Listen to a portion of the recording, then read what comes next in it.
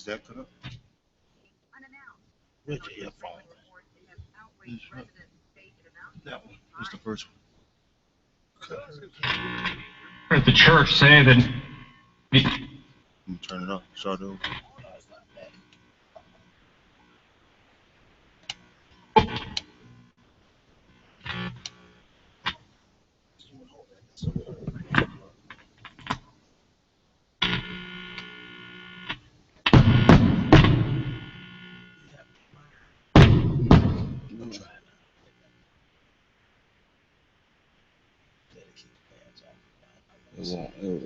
It froze up some.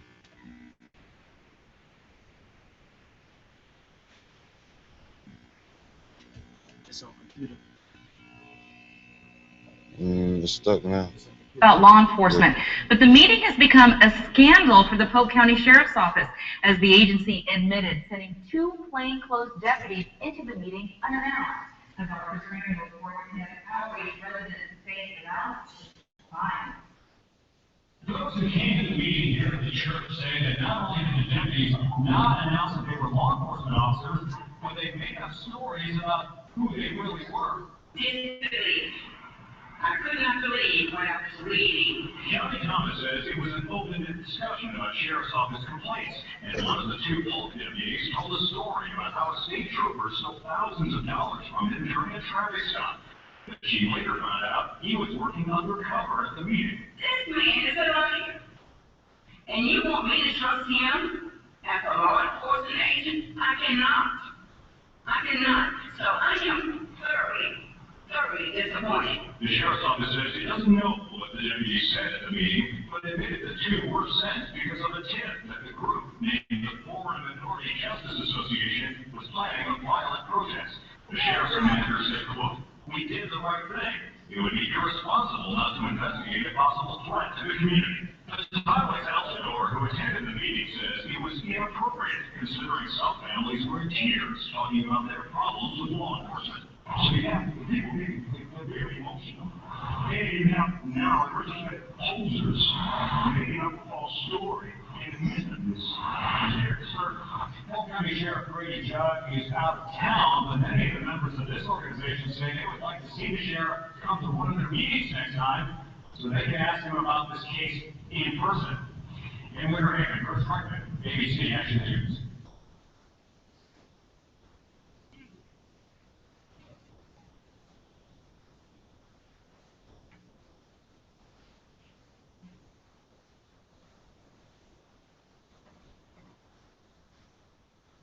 Imagine you're a customer. Every new Toyota comes with Toyota here, our 2-year, 25,000-mile maintenance program.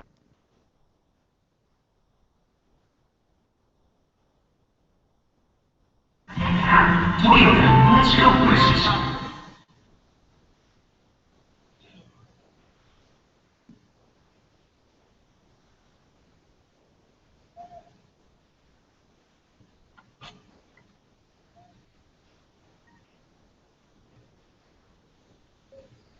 Imagine you're a customer. Every new Toyota comes with Toyota here, our 2-year, 25,000-mile maintenance program at no cost to you. I'll take it. That's weird. You hear it somehow. Toyota, let's go places.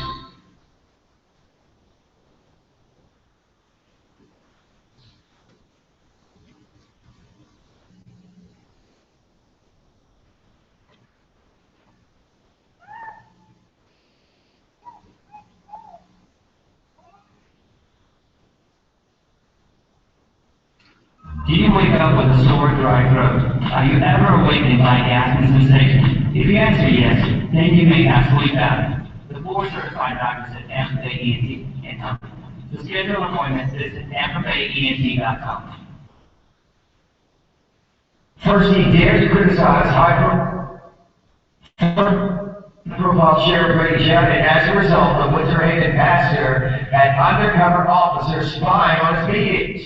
This investigator Mike Easton explains the sheriff is defending the practice that others are calling inappropriate steps to chill free speech. And here's the deal. The allegation that the Polk Sheriff's Office was spying on a group that was critical of it is unadulterated fact One, because the sheriff's office admits it, and two, it really had to, because it's contained in this email. They were concerned about our agenda. Pastor Clayton Coward of the Church of God, the Bible, and founder of the Poor and Minority Justice Association has been lashing out at Polk Sheriff Brady Judd. Are you ready for this? Coward's organization says Judd often makes outrageous claims that are not true. And his organization has been paying for ads calling out Judd. I believe that he's a part of the problem. I believe the system itself is really the problem.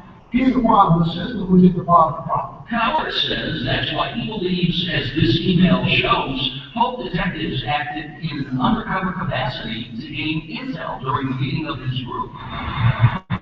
Mike Fedeker of the Greater Tampa ACLU says the undercover spying is just wrong. It looks like an opportunity, maybe the sheriff over there would like to profile groups who are involved in efforts for social and economic justice. And I think that's reprehensible. But the spokesman for the agency says it would have been irresponsible not to send in undercover detectives because they were acting on a tip that there would be civil disobedience at the Polk County Jail, and they wanted to know what the plans were that were being made. I'm not going to take violence and blow up the county. I'm not going to do that. In addition, when Coward got suspicious and tried to find any public records about the spying, he was told it would cost $16,000 to get the information. After a public records advocate made the same request, the records were turned over for free. I thought that was just ludicrous. And while the sheriff's office is maintaining it did nothing wrong, those who were the target of the undercover investigation say there is a systemic problem in Polk County regarding minorities, and Grady Judd, the sheriff, is part of that system. And something must be done to change it. At Polk County Sheriff's Office, Mike Eastman, 10 News. And the sheriff's office.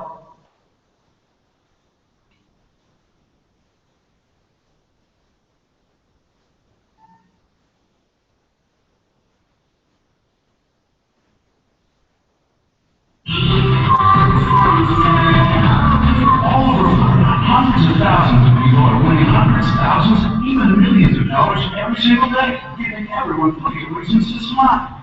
The floor of life, just imagine.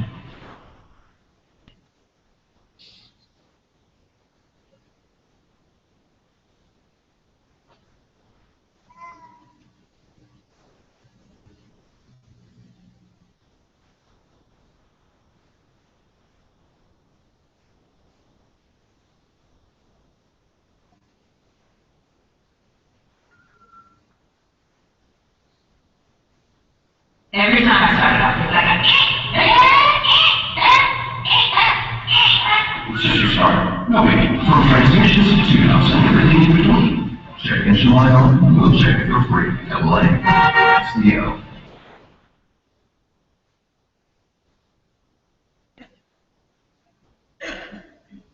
Well, first there were allegations the Polk County Sheriff's Office was spying on the Winter Haven Justice Association. Well, first there were allegations. Now, detectives investigators have learned an assistant state attorney suggested that the Winter Haven police conduct a canine exercise at his group's next meeting. Pastor Clayton Coward of the Church of God, the Bible, and founder of the Poor and Minority Justice Association, has been lashing out at Polk County Sheriff Brady Judd. Last meeting, he told me how the sheriff sent undercover deputies to attend one of their meetings. Now, the group is outraged because the assistant state attorney sent an email to the Winter Haven Police Department saying that their next meeting would be, quote, a good opportunity for canine training exercise. Today, State Attorney Jerry Hall went and apologized to the group for the latest move.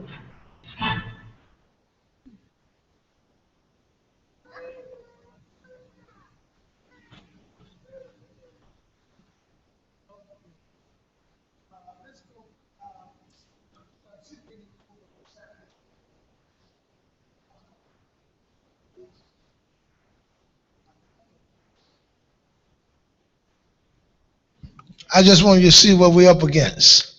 And when you start really fighting for justice and what's right, things start happening. Let me say this. One of the biggest problems that I see in this whole legal system is one that the media is involved with the law enforcement agency to portray whatever they would like to portray about people and have free access to the media. I want to show you some things. Was you able to find that one time, Lex? Okay. When you start making complaints, things start happening. First, you heard there was a suggestion that they sit canines on us. I'm going to give you a copy of a book today, give everybody an opportunity to read it. I want to go over some documentations.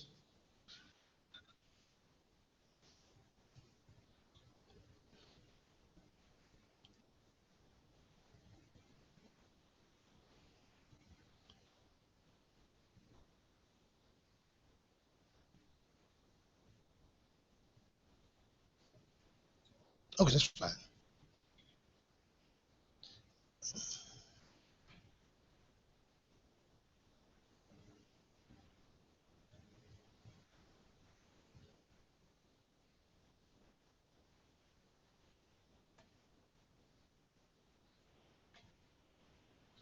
All right. That may be a video, son.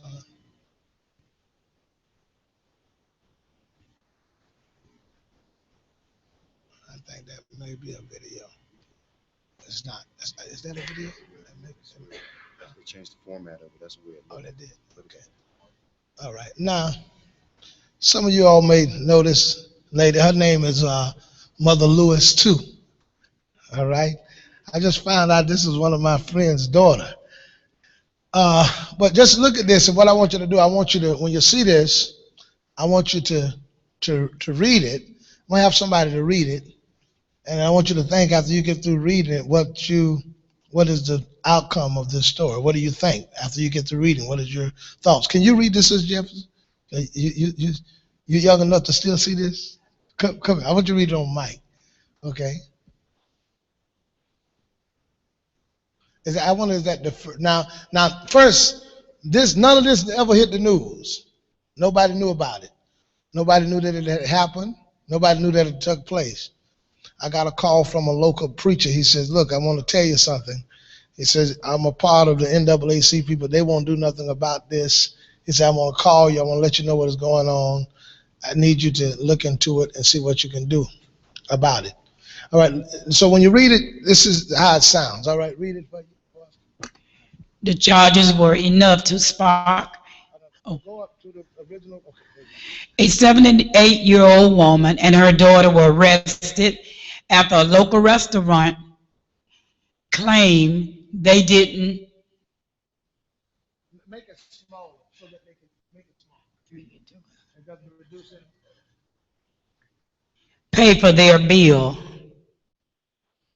Winter Haven police said Willie Nell Lewis and her daughter Ruthina Lewis write up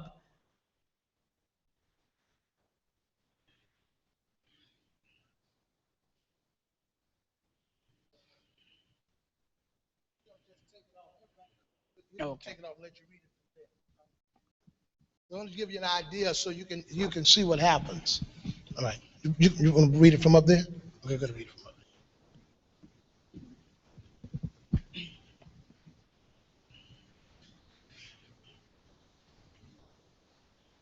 there. I've seen this show here.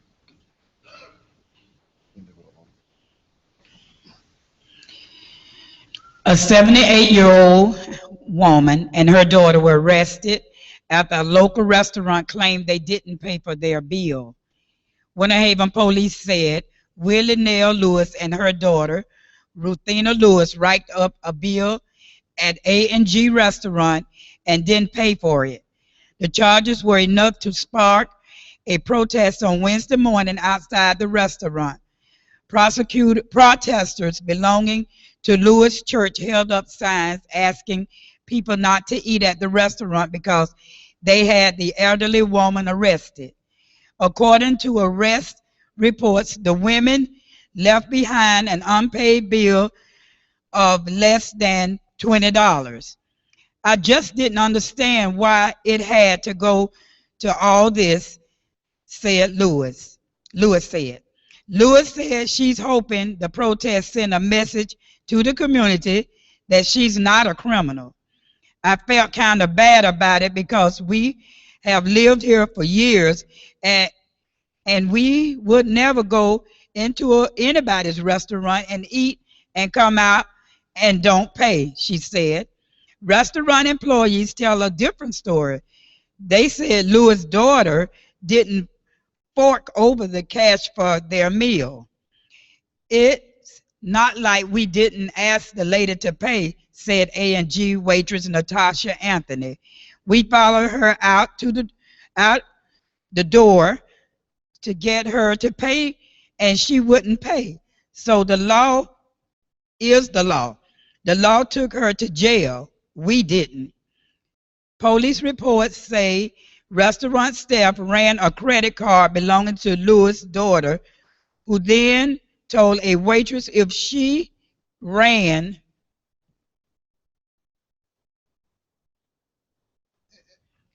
When you hear the story and you listen to it, you will come out with the conclusion that this woman didn't pay a bill and walked out and refused to pay it. That wasn't the story. But when the media get it, they put their twist to it. That wasn't the case. And what actually happened, the lady has a daughter who has a mental issue. She went and tried to pay for it. There was something wrong with the machine.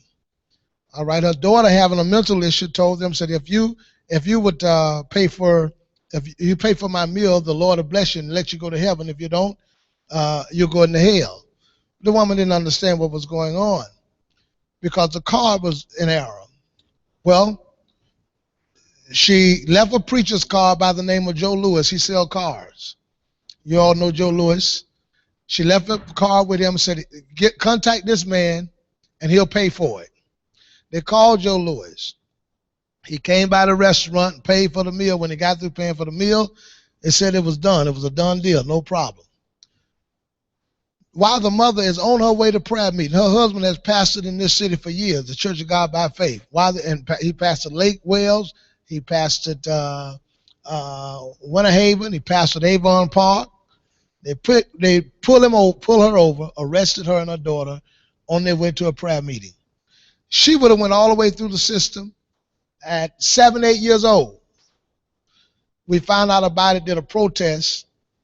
Within a week, they dropped all the charges. We see that happen quite a bit. If you don't put the light to it, those are the kind of things happen. Now, most people, I'm going to go over my story, and I'm going to let you read it because this is what we're trying to do with everyone. If we can get the information that you have, what has happened to you, because the public doesn't have time to go look through a whole lot of paperwork to figure out what happened to you. So we're trying to put things in a book where you'll be able to go through and read them, and we'd like to do this for everybody that needs something heard by an attorney, because a lot of time when it comes down to explaining what happened, we don't know how to put it out. We don't know how to say it. We just say this happened. We don't know the legal terms and the legal way to put it out. And we're not attorneys, and this is what we're trying to do, is be the gap to at least try to put in words what you're trying to say. Because a lot of times, if you have to go into a mediation, you have a lawyer over there, and it's just you. And even when you hire a lawyer, trying to tell them what you're trying to say is difficult. This is how I'm trying to say it happened. Okay, this is what we'd like to do, so you can see and you'll understand. Tylex is going to go. All of this is documentation, because this here, and I have about 5 or 6 different boxes full of information regarding my case, but all of it is not necessary to have. So you got to look through the needle in the haystack to get the information out. When you and emails are very powerful because everybody uses them, and nobody knows that. Nobody expects that you'll know that you have access to every email that ever been written in your job, unless it's exempt. And there's not a lot of exemptions on those. And I'm not giving out legal advice. I like to say that because those are things that get you on. So Tylex is going to go. You'll be able to read down. and you'll understand. Now, can you make it a little bigger? And I want you to be able to read. I'm not going to say much. I want you to read and see, will you be able to tell, and this is what we want to do for you, and I'm going to show you how to request documentation, to get documentation. First thing I normally do, I go down and tell them I want every email that's got my name in it. Every email that's got my name in it. You'll be surprised at stuff that I found out. I found out that in one case, they said we were terrorists. They suggested that. And so you look, and I'll let the story tell itself. All right, Tylex, we're going to give you enough time to read it, and you can see how it's read. Now, what you do, I'm going to have a narrative, and as you have the narrative, you go down, and then you can go and read all of the highlighted parts. Now, I got the book so that you can get the whole book and read through the whole book, but right now, we're going to read the highlighted parts because this is the situation that happened. Like with what I requested for you all, I got probably 500 documents of emails with your name in it. So I requested that I get any emails that has your name or your name. I got 500 documents. I had to take time to go through each one of those documents to find out what's really important and what's really significant. You'll be surprised what people are saying about you once you get the documents. What kind of conversation is going on, all right? We got depositions. I was with Ella Holmes. We were together and going through some situations. The emails don't lie. Tell the whole story. All right, so read this, and this is what we want to do for you, all right? Now, we're going to go through. This is the narrative part. And all of you that don't get an opportunity to read, I have a book for you.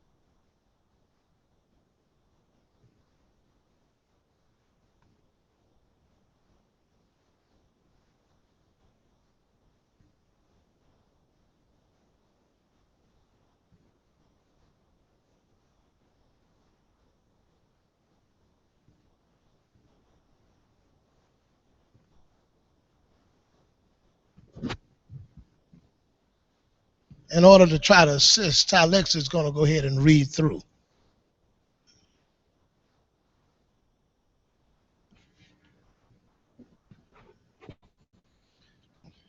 Don't read it. Don't read it over. Read it. Okay. This one says, this is the question. Well, this is the statement. Daniel Maxwell, a member of the Church of God the Bible, was suspected his fiancee was involved in a relationship with another gentleman. He requested Pastor Coward's assistance in validating his suspicions. The following deposition contained Daniel Maxwell admitting that this occurred. Question. Okay, all right. Now, before any accusations surfaced regarding Pastor Coward and Ms. Faison, did you ever discuss with Pastor Coward any concerns that you might have had that she could having some form of affair that you could consider offensive to you? Answer, absolutely. Question, and when did you have those discussions? Answer, Probably I would say it would have to have been, I'm trying to be as accurate as I can, probably the months leading up to August, so that I could say it would have to be March, April, May. Question of 2010. Answer around 2010, around that time. And as we probably got closer to August, I had this sense that Miss Coward was not Coward. I'm sorry, I apologize, Miss Faison. Miss Faison was maybe involved in another relationship just because of time we weren't spending together. So I did have suspicions during that time, and Mr. Coward, would prompt me to talk about why I feel that way. And he told me that he would start, well, he was already, but he would continue to counsel her individually. And yeah. Question: did you ever tell Pastor Coward that you had come to the conclusion that your relationship with Miss Faison was not going to last or proceed into marriage, and seek his advice how to extradite yourself from the relationship? Answer: that is true based on the information that he provided me. Answer: when he started to present that maybe my feelings that she was cheating were true, then I felt like that was the only logical choice for me. And I think, I even think about the counseling sessions that we had. We would only have very few counseling sessions together, but he was having multiple counseling sessions with her. And then all of a sudden, he told me that, especially during the week of August 8th, that I didn't need to marry her. She wasn't a good girl. And he started providing me details of affairs that she was having. He even had a private investigator following her. And, so all of this information really brought me to that point of, okay, he was almost leading me there. But that week, I was definitely through. I would say especially that the Friday and Saturday, he and I were coming back from North Carolina, and that's when he really started telling me about these things that he had heard from the private investigator, things that he knew, details about her, sexual experiences that led me to, and really finally say, okay, this is it. But before then, I had those feelings. I did, but I think his coaching brought me there to, I'm like, okay, this is it. Next statement. After asking Pastor Coward to assist him in validating his girlfriend's affair, Maxwell informed her that Pastor Coward was attempting to validate her affair. This is, I'm reading the highlighted portion. I was informed that he had this device placed in my vehicle without my permission or knowledge. Daniel Maxwell was the gentleman that he told. He stated that someone from the CIA was helping him and that he would never get caught. Highlighted version. Ms. Faison also explained that her ex-fiance, Daniel Maxwell, is a witness to some of the actions and statements made by Mr. Coward during this ordeal. There was one incident in particular which Mr. Maxwell mentioned to Ms. Faison on August 5th, 2010. Mr. Coward used Mr. Maxwell's cell phone while they were traveling to North Carolina to attend a convention. Mr. Coward asked Mr. Maxwell if he could use his phone to log onto the internet. Mr. Maxwell agreed and later noticed that Mr. Coward had signed onto some sort of tracking program. Mr. Coward confessed that he was tracking someone as a favor to a friend. He then confessed he was tracking Mr. Maxwell's fiancée, Ms. Faison, in order to prove to him that she was not being faithful in their relationship. His fiancée at that time, Shacole Faison, admits that Pastor Coward tried to inform her mother of her affairs.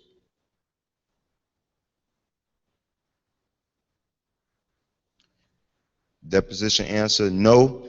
He did it because of the time he told my mom that I was talking to a guy. And when he would call, the number of the individual would pop up. Pastor Coward filed a report after one of the church members, Mary Williams, witnessed Shacole Faison and a friend going through his desk, files, and closet where clothing was kept. Consequently, Pastor Carrot filed a complaint. Deputy Dunn received the original report. They both admit to entering Pastor Carrot's office and taking blanket.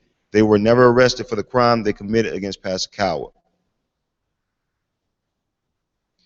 The victim advised that a subject whom he is accused of having an affair with was observed by a third party entering his office at the church. The victim advised he believed the suspect stole a pair of underwear and jeans from his office in an attempt to produce fraudulent proof of his infidelity. The victim is the head pastor of the church. I learned that Coward had a private bathroom within his office, which he had a closet full of clothes and other items he needed while at work. I learned from Coward that his cleaning lady reportedly observed Faison and her sister, Jamaica Jones, walk into his office while he was away on 8/10/10. This was before the injunction was served and reportedly not suspicious to the cleaning lady, Mary Williams. I learned Williams was out of the county during my investigation, but could take a call. I called a female identifying herself as Mary Williams, and she conducted an interview. I learned that Williams was cleaning in the hallway when she observed the two subjects walk into Coward's office. She walked in behind them after hearing commotion. The two were reportedly going through Coward's desk, stating, "Pastor told us to get it." The two never clarified what it was to Williams, and at one point reportedly walked into the bathroom area where the clothing would have been located at that time.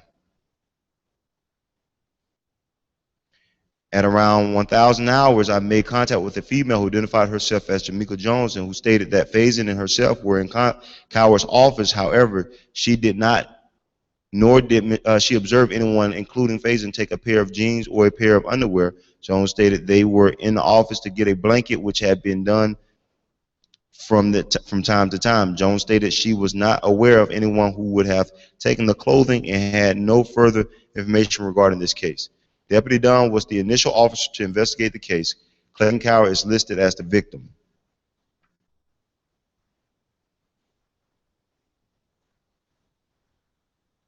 Maxwell and Faison worked together with the Sheriff's Department as well. 2, Shacole Faison from Daniel J. Maxwell, Human Resource Coordinator. Kevin Loader, a friend of Daniel Maxwell, takes charge of the case. Daniel Maxwell admits in a deposition that he knew Kevin Loader before the investigation.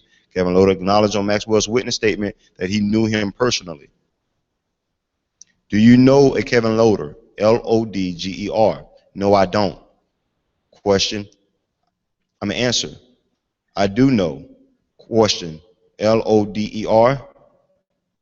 Further answer. The Loader that I know works at the Polk County Sheriff's Office.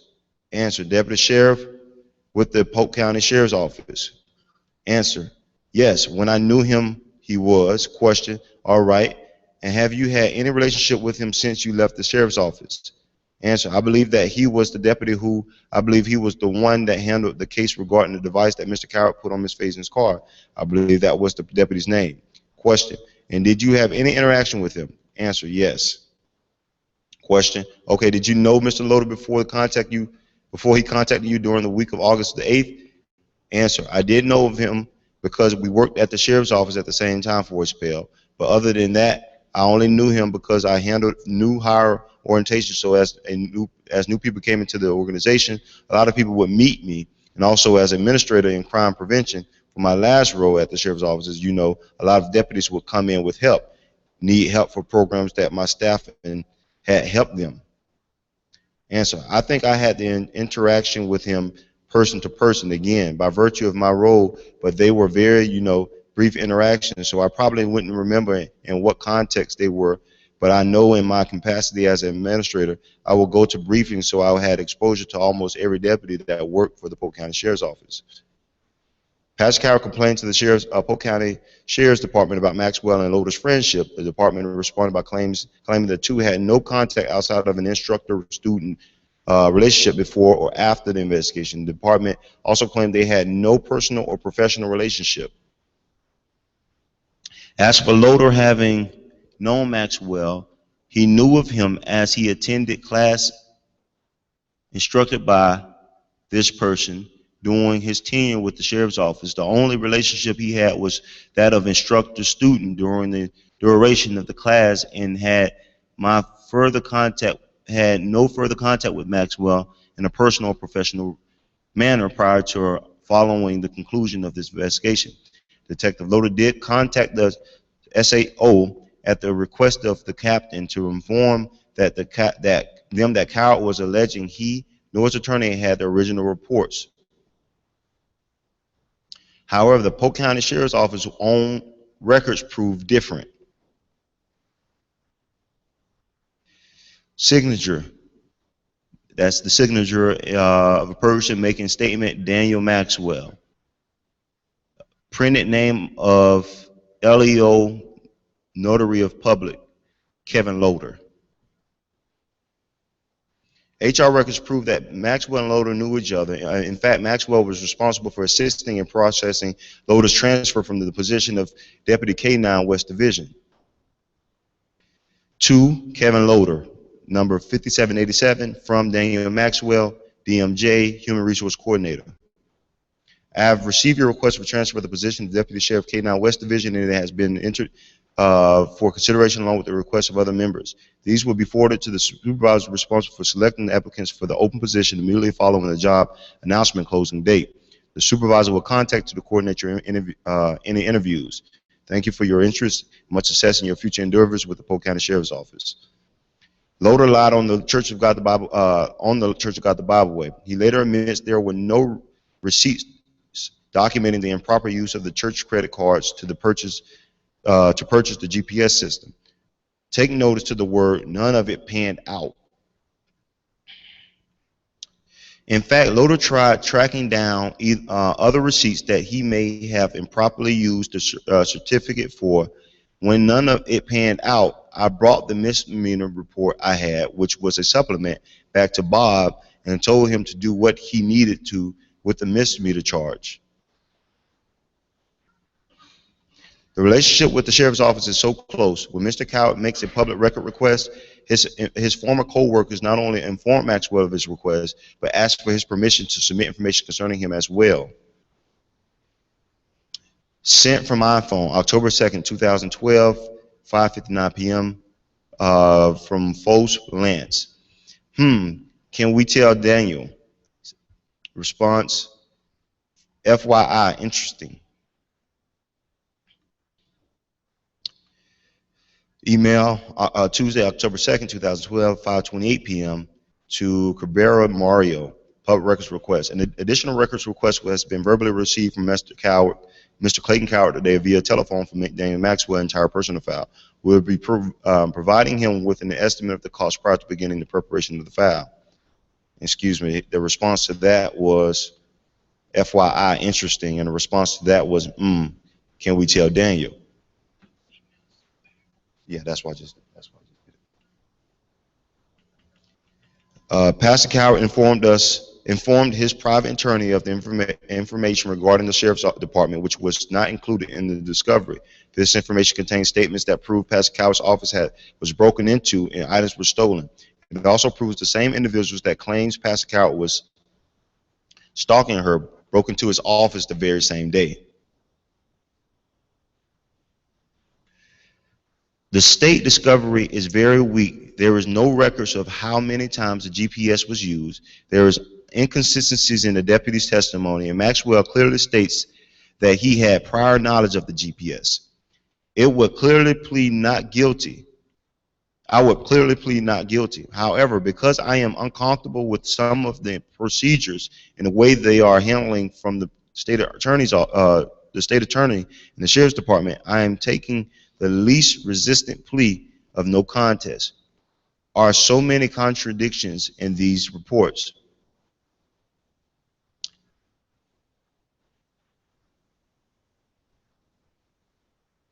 It says, have you followed up with getting the original reports from Dunn?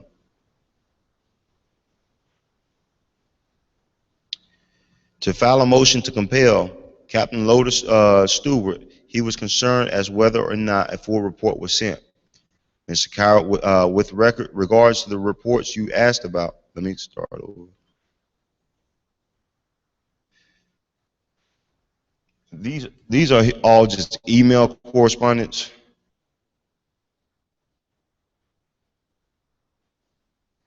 Documenting Pastor Coward's attempts to get the additional records that they're withholding. And it's saying Patty evidently did not have the original reports. The state attorney's office acknowledged this paperwork was not submitted until after Pastor Coward's plea. Pastor Coward expressed to his attorney he thought the Polk County Sheriff's Office and the state attorney's office had an inappropriate relationship and documents were being withheld. Emails proved this to be true. When Pastor Coward went to the sheriff's office after his plea, they sent a heads up to the state attorney's office. And it reads, heads up. Went to police station. D went to a police station alleging that the police sheriff's state attorney's office did not disclose all the reports. I advised the detective Loader that we had given his DAT everything they had given us. And this is from Sessions. Cell Office 297 1140 called and reported Coward is contacting Polk County Sheriff's Office stating State Attorney's Office did not have all the reports and would have made a different decision based upon the reports. State Attorney's Office done and reviewed the reports, and my review of those records still support the decision to proceed on the charges as was done. In fact, the reports seem to add additional weight to the charges of stalking regarding placing a GPS device on the victim's vehicle. After Pastor Coward submits a complaint to the Florida Bar, Dunlap admits the Sheriff's Department sent the paperwork after he asked for them. He also acknowledged he took no further action because the case was closed. This was contrary to his statement that states, in fact, the report seems to add additional weight to the charges of stalking. This letter reads, on or about June 10, 2012, I received documents provided to the state of the state attorneys. On or about June 8, 2012, the underlying notes dated June 10, 2012, see documents attached to Mr. Coward's complaint and marked with an arrow and the word proof, were my response to an inquiry from the Polk County Sheriff's Office regarding the documents received by the State Attorney's Office on or about June 8, 2012. The documents were received by the State Attorney's Office after the plea had been entered. I took no further action at that time because the case was closed due to Mr. Coward's plea. Assistant State Attorney Michael Donnelly resigned one day after Pastor Coward's plea of no contest. I have decided to resign because I have realized that there are certain aspects of a paperless office that inhibit my ability to process cases and maintain the level of preparedness that I need and that I feel is necessary to effectively perform my duties.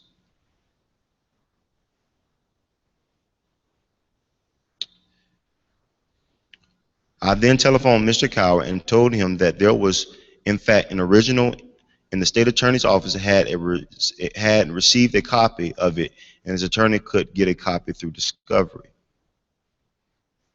The report that was sent to the state attorney's office was a standard report. The attorney and the investigators are familiar with the format of the Polk County Sheriff's Office reports, and when they have a supplement in the original, it is routine for deputies and detectives to receive requests for the original report. Every effort was made to ensure the state attorney's office had copies of all the reports in 2011. In 2011, when Mr. Coward met with me, Detective Loader was at the time that the state did in fact have the original, and the extra step was taken to contact Mr. Coward and provide a means for him to ensure receipt through my office should the need arise. Lieutenant Bill Nichols was a part of the administrative inquiry, thus making him Detective Loader's supervisor. He also blames the state attorney's office for the paperwork going missing.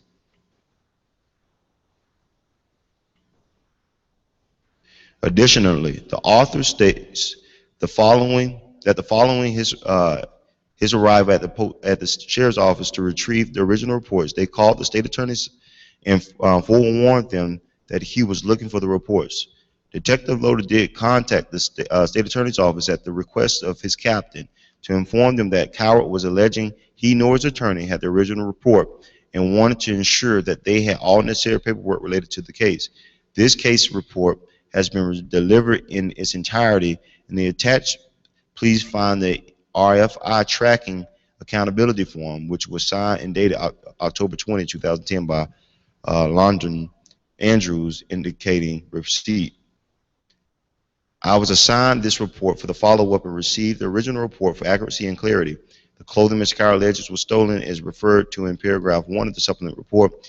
In paragraph 3 of this report indicates he spoke with the victim, Coward, and who responded to the Central District substation. But how much confidence should we put in Bill Nichols? He was later arrested by Polk County Sheriff's Office himself. According to the investigators, Nichols failed to report his brother's relationship with the underage girl, which is required by law. His brother, William Bill Nichols, resigned from the sheriff's office before his arrest in a related investigation, Polk County Sheriff's Office. Investigators said Bill Nichols, who had been employed by the Polk County Sheriff's Office since 1988, learned about his brother's relationship with the girl but did not report it as required by law.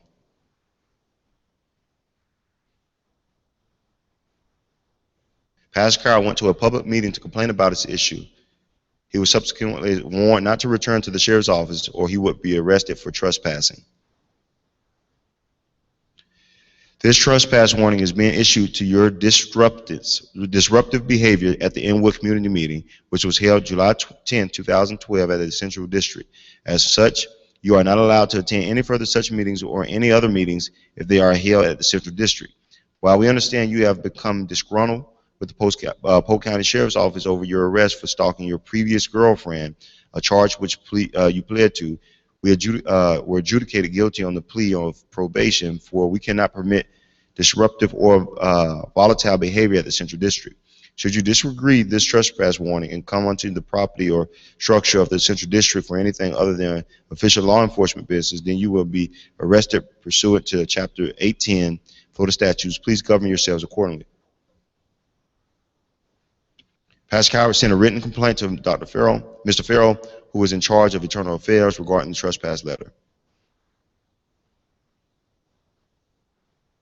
Major Paul Baggett claimed in the written response to the complaint he received from Mr. Coward that he was told Mr. Coward was disruptive in the meeting, and the president of the meeting felt he was disruptive. He also claims he received this information from Deputy Pondexter. He stated she said Pastor Coward upset the attendees of the meeting. It was the opinion of Deputy Pondexter that Mr. Coward's actions upset the attendees who were present. After learning of their behavior that was displayed by Mr. Coward during the July 10, 2012 meeting, discussion was made to inform Mr. Coward that he was no longer allowed or authorized to come onto the property or structure of the Polk County Sheriff's Office Central District Command facility except for official law enforcement purposes such as reporting a crime. She also told me that she perceived Mr. Coward to be disruptive during the July 10, 2012 meeting because he continued to talk about the incident that resulted in him being charged with stalking after being told that that was not the purpose of the meeting. Christina Poindexter's email tells a different story. She stated there were 27 people at the meeting, 20 being from Pastor Coward's church and 7 from the Inwood Community Association. She also stated that 7 members who are routine members of the meeting were supporting Pastor Coward's statement and were backing everything he said. If 20 plus 7 equals 27, who was upset? Oh, I know, the Sheriff's Department and its unethical, unprofessional leadership. The 20 individuals from the church all gave the community leader $20 apiece to help out anything that involved the community of Inwood. The former 7 members who are routine visitors to the meetings were backing everything negative that was being said against law enforcement that patrols and protects the Inwood area. Lieutenant Nichols, in case this information needs to be addressed as soon as possible. Lies, lies, lies, lies. Friends, in the fight for justice, the Dream Defenders Southern Poverty Law Group and swear They are planning an action and protest at the Bartow County Jail on Sunday at 3:30 p.m.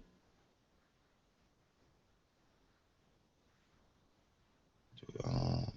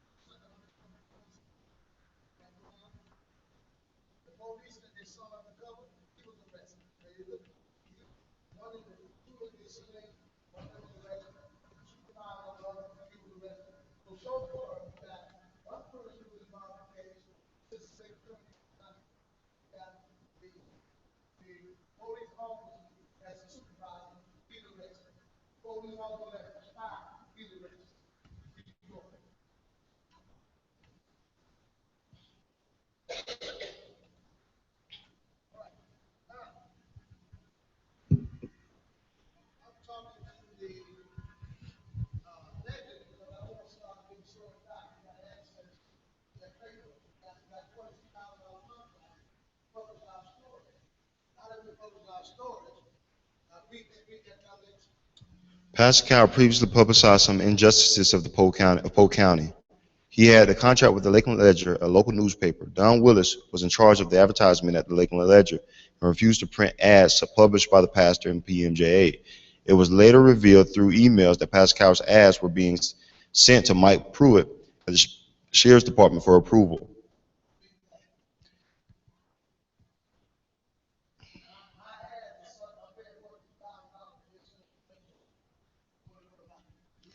This is from Don Willis to Mike Pruitt. Mike, I wanted to let you know that I've continued to try and work with P.M.J. on the ad to publish. However, they do not want to work with us on what is acceptable. I had a meeting today with them at my Lakeland office. I asked them to leave the building after we continued to try and explain the offer suggested. Pastor Carr became unreasonable and disrespectful to me and my staff. I escorted them to the front door at 5 p.m. today. I told him that he was not welcome in our building.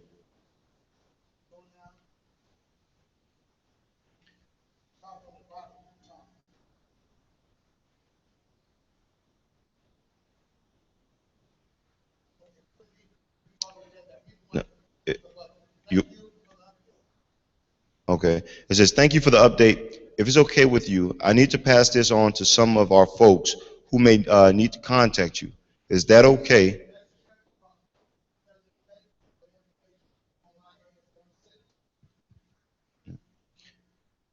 Is that okay?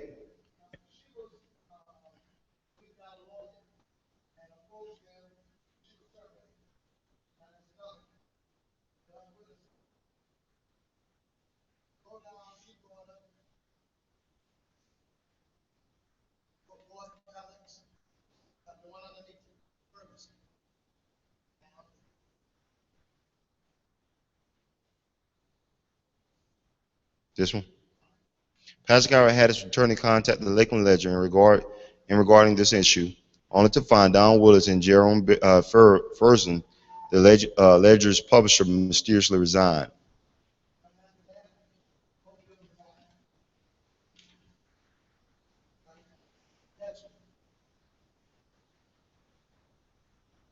Sloppy Joe. Polk County Sheriff's Department Major Joe Hallman, a supposed childhood friend of Pastor Coward, has lunch at the restaurant managed by Pastor Coward. While dining, he hears of a joint meeting with several civil rights organizations. He reports it to the sheriffs and tries to get more information. When he could not get more information from Pastor Coward, he proceeds to get information from P.M.J.A members. One of those members was Terrell Ellison, who was employed by Polk State College. David Steele, Terrell's supervisor, along with Captain William Mann, tried to retrieve information. When Terrell refused, he was fired. He sued Polk State College for their unprofessional behavior. They settled for thousands of dollars.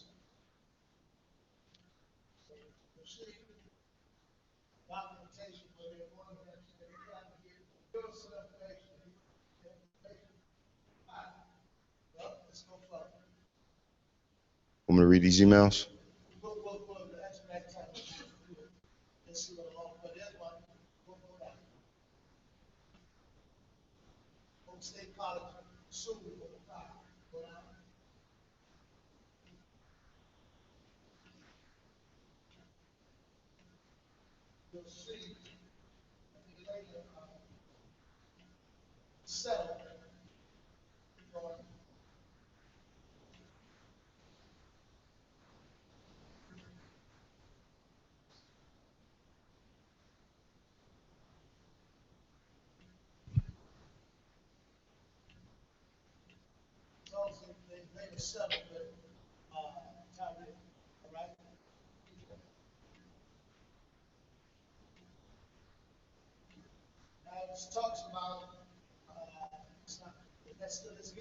Yes, sir. Pascal was continually harassed by the sheriff's department. Once, when stopped by a sheriff's officer, he was asked to provide his social security number after providing his name. I, I asked for his social security number, however, he refused to provide it and asked why I needed that information, as this was for only a traffic stop.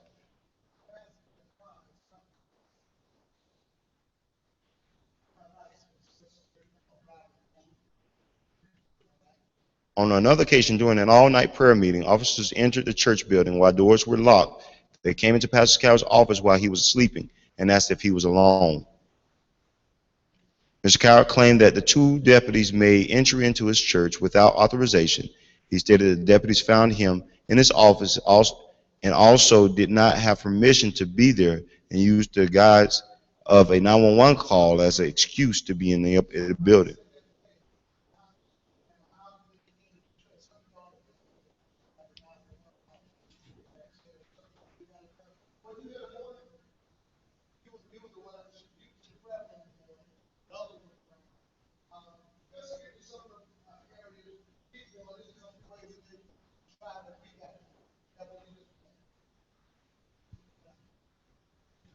Want to read this one?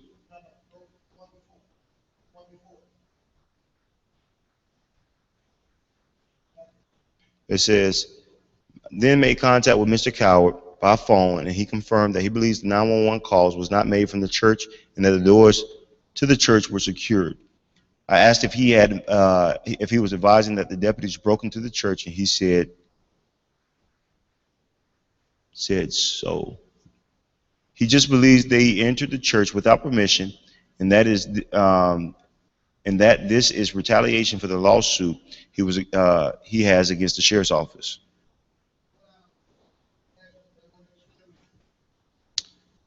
Bill Nichols attempted to have Pascal arrested for filing a report. So it begins. I recommend that BCI contact him and then use his previous statement against him and charge him with falsifying a police report. I'm done wasting my time.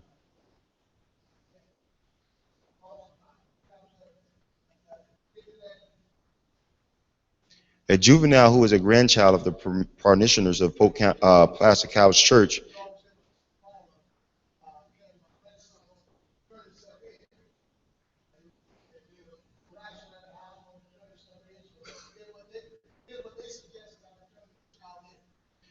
um, Paul Baggett was trying to have me arrested. He suggested meeting with the state attorney's office to have Pastor Coward charged with interfering with an investigation.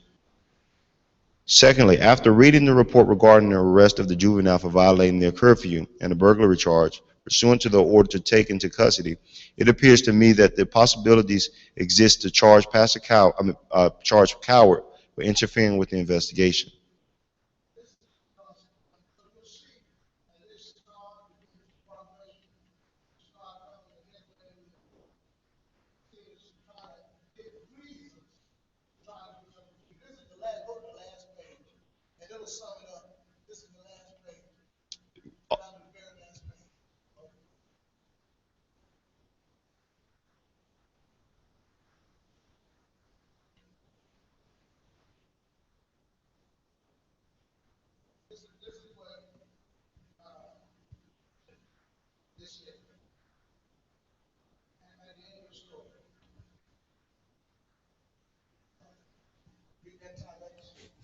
He just won't give up.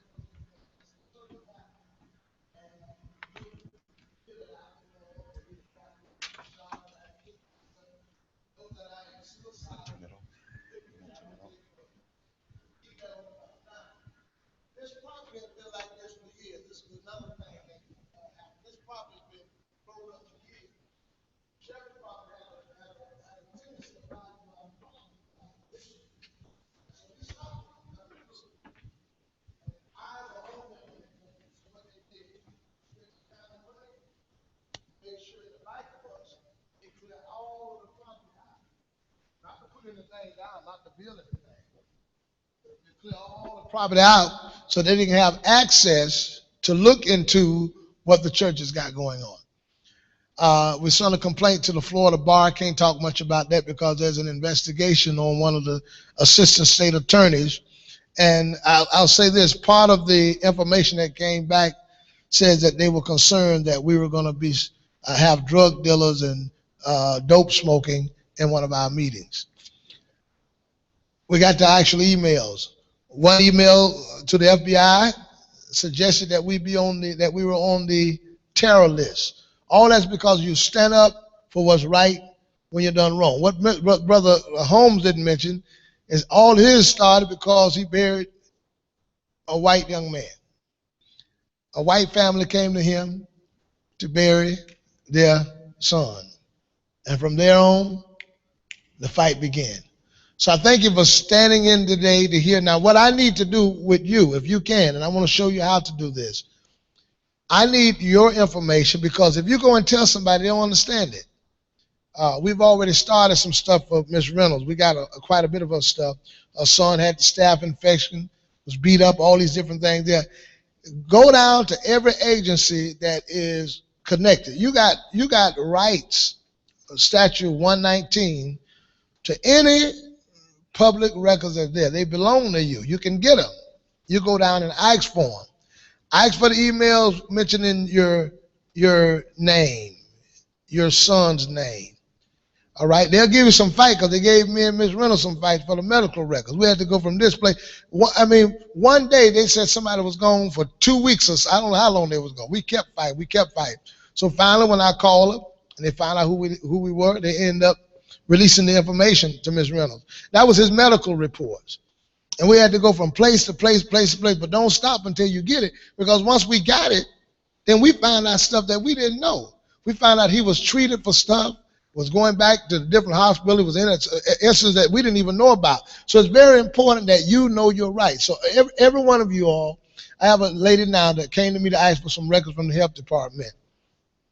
She asked for the records 3 times. I got all 3 requests she did in emails for those records.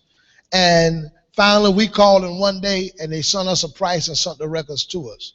Right now, I got a records request in at Polk State College. I asked them for the email, and this is what I've started doing, because we've got some searching going. I've started going to these agencies. I want every email that you got that has the word nigger in it. Nigger, the word nigger. Every email you got that has the word nigger, I want to see it. You got it? Put it up. You'll be surprised who's calling who a nigger and what's what. So you can ask for it. They have to give it to you. That's public records. I asked for your name. I asked for my name, and that's when I found out about the K9 incident. That's when I found out about things that they were trying to do and trying to set up to do. That's how we found out about Jarvis. So that I think that's the beginning state. Once you get that together, you can start documenting stuff that's going on. And what's really good, it's good for me to go get it, and we'll go get it if they won't give it to you. But when you go down yourself and ask for it, especially to the institution that you work for, and you tell them I want every email that's got my name in it, and they got to look at you and face you, don't know what they done said about you, and got to give that up. That's what now. When we went to the sheriff department, they knew what was in the email. They knew what was in there. They know what we was going to uncover, and they charged $16,000. And I sent a white friend of mine to get them. They told him it would be nothing. Then eventually they gave them to me for free. What we do have, we have people that look like they're in our interest that are not in our interest.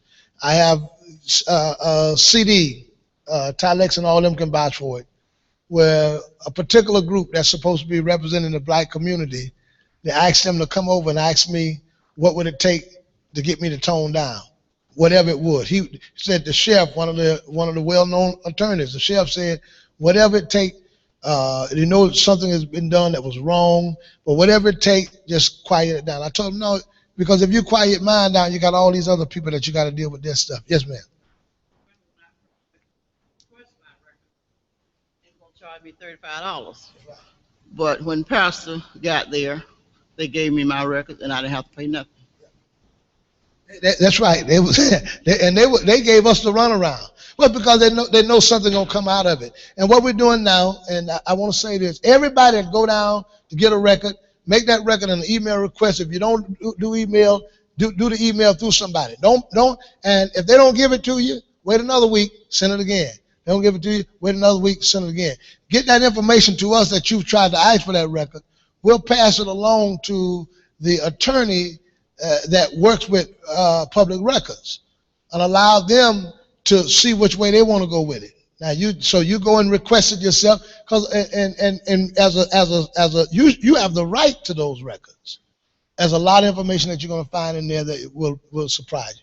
I thank you for coming today. Now on the 10th, on the 1025, we'll be on Avenue T. Mr. Holmes is going to help us.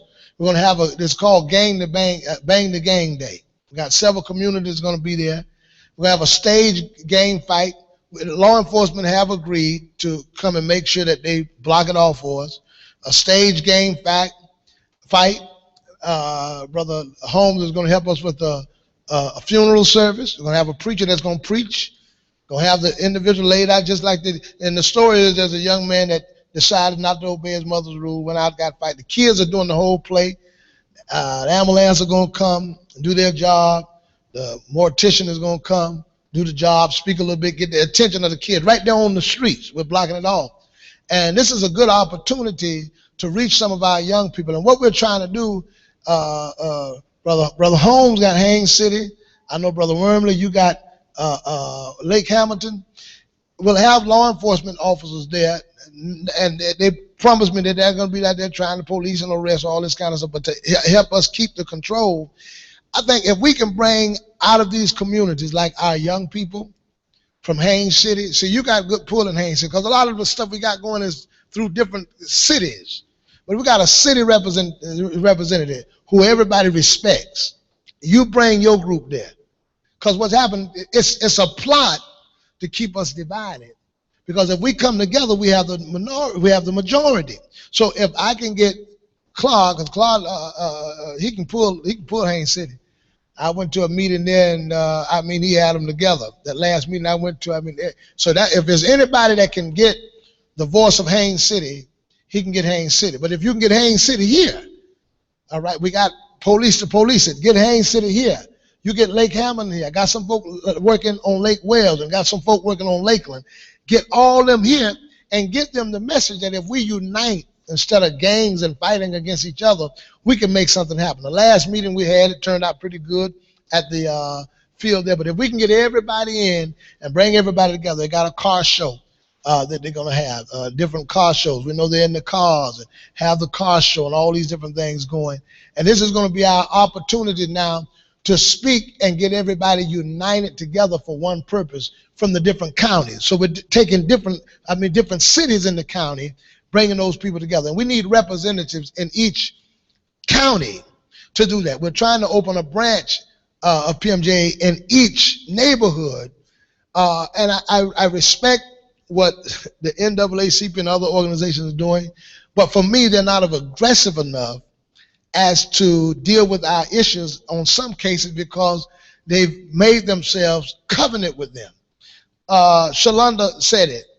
The meeting that I had with those ministers when the sheriff asked them to come over here, they left this meeting and went over to Haines City. They never got involved with Shalonda's case with her boys at all and told them they thought that was appropriate actions that they took in that particular case. We got to reach the people who are really having the problem. It is not Black America or our society who has done well, the educated people. It's the uneducated and those that are at the bottom. There's a gap because the people, you know, if you ask the guy down there, the black guy down there at Cypress Garden, you having a problem with the law? No, I ain't. He ain't the problem. I was at Polk State, and I told her. She said to me, she said, I have black friends. I said, you know what your problem is with your black friends? She said, what? I said, all your black friends white. She didn't understand what I was saying. I said, all your black friends that you have, they're white. And so in the middle of a meeting while we're sitting there, I said, I'm going to prove to you they're white. And they're white when they're around you, but they're black somewhere else. I said, you know what a chitlin is? This is a big meeting. And she said, a chitlin? I said, yeah, you never heard of a chitlin, right? She said, no, what is it? Oh, a chicken? I said, no, chitterlin. So there's a white attorney down there, he went to lab and he said, that's the hog's intestine. So I reached over to her black worker that was under her. I said, you mean to tell me you ain't never tell her what a chitlin is? How about an oxtail? See, so I said, all your black friends are white. And so that's what's happening. The people that have the voice, the people that have the power, the people that have the influence, they're not the ones they would bother. They'll bother the low man, the little man. That's the one that's getting the big problem. So what we got to do is got to skip and get to that guy and bring him out and show him the power that he has. And that's our strategy. I'm looking over because I've tried it. I'm trying to utilize them and bring them in. But if they don't come, I got a Claude Holmes who can reach the bottom. So there's no gap. So that we need an extension. And what should have been done, and I'm closing, what really should have happened, our educators, our people who have the influence, our preachers and leaders should be an extension to the black community. The problem is that extension is not there. So there's that man at the bottom that nobody can reach out and bring up, like your son, your grandson, and others. So we're going to make this happen. We're going to do this. And I'm one person of, what happens is when you influence the person that has the influence, things go wrong. So they try to influence our influence. And they tell everybody everything's fine, everything's good in the eyes of those who have the influence. But the ones at the bottom, they know everything ain't well. So that's what we want to do. If Clark, you can help me bring some of them from Haines City, help me bring some of them from Lake Hamilton. I got somebody got Lakeland, and when we have this big day, have our 1,000 signs, and let's make it roll. Now you'll be hearing this broadcast that we have today, and I'll give you the information where to be heard. We have a 24-hour radio station now. So we're going to be talking about, that's right here, WACT 1111. You can get it online, 24 hours a day. We're going to dedicate one day of the week to dealing with justice issues. I will give you all the date that we'll be in Lake Hamilton in numbers. We're going to come in, and we're asking our whole district to meet us there. Not just our church, but our whole district of churches. And in Florida, I think we were at around 20, 23, something like that. I don't know how many. But so from I think we pretty strong in Florida and Georgia. And we're going to ask those to meet us down in Lake Hamilton, as many as can. When we meet, we all generally go in black. We all meet in black, and we all meet, and everybody don't speak. We have one or two representatives that'll speak. So we'll be down there in Lake Hamilton the next meeting. We'll be there real strong. All right, any other comments before we go? All right. Well, thank you. I thank you for your time. I hope you ate well. Now, if Brother Holmes, if you could work on putting something together in Haines City before the 25th, maybe we can do that at the funeral home or somewhere. If you can work on doing something in Lake Hamilton before that time and let me know, we'll all meet together and meet in the community. Let's bring Haines City. Let's bring Lake Hamilton. Let's bring all the ones in the area down there to Lake Hamilton. Let's make it happen. All right? Love you guys and appreciate it.